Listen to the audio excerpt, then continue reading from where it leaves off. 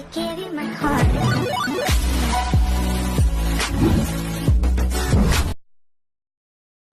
सबसे पहले मैं यहाँ पे आज आपको दिखाऊंगी वीडियो, वो है अंडर आर्म हैक्स के बारे में। मेरे एक सब्सक्राइबर ने मेरे से रिक्वेस्ट करी थी, इसलिए मैं आज आपको डीआईवाई घर के इंग्रेडिएंट्स दिखाऊंगी जिनसे आप अपने अंडर आर्म के डार्क पैचेस को क्योर कर सकते हो। सबसे पहले आप एक दिन पहले अपने अंडर आर्म्स को रेज़र से या जो भी आप यूज़ करते हो उससे इरेज कर लो, लाइक अपने सारे बाल अंडर आर्म के हटा लो। उसके बाद हेयर हटाने के बाद जब आप नेक्स्ट डे प्रोसेस शुरू करोगे तो उसके लिए इस तरीके से पहले वार्म टॉवेल से अपने अंडर आर्म्स को इस तरीके से पैट करके क्लीन कर लो। रब आपको नहीं करना है, जैसे मैंने आपको दिखाया था, आपको इस तरीके से पैट करना है। नेक्स्ट आप ब्राउन शुगर और ऑलिव ऑयल लोगे और उसको अपने हैंड्स पे मिक्स करोगे। इसके लिए आपको किसी बाउल या किसी चीज़ की ज़रूरत नहीं है, आप यूं ही अपने हैंड्स पे मिक्स कर लो। इस तरीके से इन दोनों इंग्रेडिएंट्स को लेके आप अपने हैंड्स पे प्रॉपरली मिक्स कर लो एंड देन अपने अंडर आर्म्स को प्रॉपरली एक्सफोलिएट करो। बहुत लाइट हैंड से आपको एक्सफोलिएट करनी है, प्रॉपरली आपको रगड़ना नहीं है, बहुत हार्शली रब नहीं करना, स्लोली स्लोली आपको करना है। और येस गाइज, ये एक दिन में आपको रिजल्ट नहीं दिखाएगा, आपको 2 to 3 वीक्स इसको फॉलो करना होगा। वीक में 1 to 2 टाइम्स मैक्सिमम आप कर सकते हो, नॉट मोर देन 2 टाइम्स।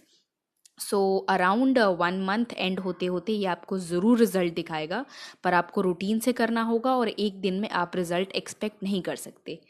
ये होने के बाद जब आप दोनों अंडर आर्म्स में ये वाला मिक्सचर आप यूज़ करके एक्सफोलिएट कर लोगे अपने अंडर आर्म्स को प्रॉपरली, उसके बाद जो हमारा नेक्स्ट स्टेप आता है, इसको हम इस तरीके से क्लीन कर लेंगे टॉवेल से।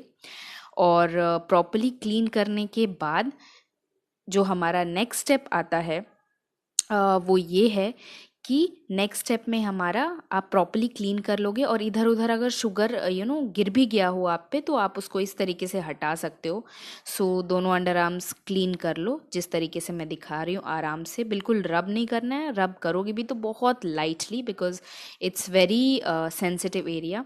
आप फर्स्ट रेमेडी के लिए लेमन डायरेक्टली यूज़ कर सकते हो, मैं यूज़ नहीं कर रही बिकॉज मैं आपको दूसरी रेमेडीज़ आप दिखाऊंगी और लेमन उतना मुझे मेरे स्किन पे सूट भी नहीं करता। नेक्स्ट मैं यहाँ पे लाइक क्यूकम्बर यूज़ कर रही हूँ, नॉर्मल खीरा यूज़ कर रही हूँ। इसको आप डायरेक्टली कट करके, इससे छोटे पीस में आप कट करो, पूरा एक खीरा वेस्ट करने की ज़रूरत नहीं, मैंने आपको यहाँ पे दिखा दिया है। इस तरीके से आप डायरेक्टली अपने अंडर आर्म्स पे रब कर सकते हो क्यूकम्बर को फॉर अबाउट अ मिनट, उससे आपको काफ़ी फ़र्क पड़ेगा। बस आपको कट कर लेना है 2 स्लाइसेस में और आपको रब करना है। नेक्स्ट रेमेडी के लिए आप जिस खीरे में थोड़ा बहुत जूस हो, उस खीरे के ऊपर आप इस तरीके से राइस फ्लोर को रख के अपने अंडर आर्म्स में रब कर सकते हो। राइस फ्लोर में बहुत सारी ऐसी प्रॉपर्टीज़ होती हैं जो स्किन ब्राइटनिंग एंड वाइटनिंग में हेल्प करती हैं ऑब्वियसली।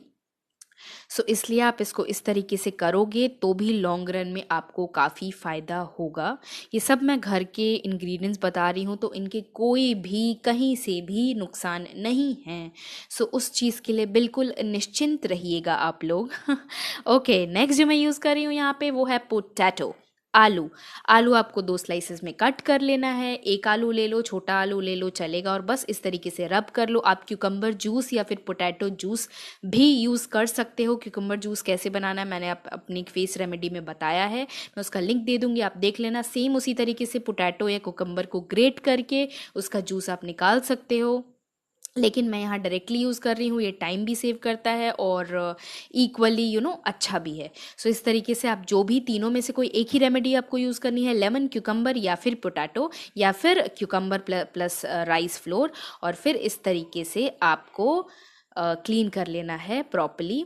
और क्लीन करने के बाद आपका ये प्रोसेस कंप्लीट होता है और आप अपने अंडर आर्म्स को ऐसे नहीं छोड़ सकते। मॉइस्चराइज करने के लिए यहाँ पे मैंने कोल्ड प्रेस्ड कोकोनट ऑयल लिया है, आप भी कोल्ड प्रेस्ड कैरियर ऑयल ही लीजिए, या फिर नहीं है तो नॉर्मल कोकोनट ऑयल भी चलेगा, बट ये वाला ज़्यादा प्रेफरेबल है।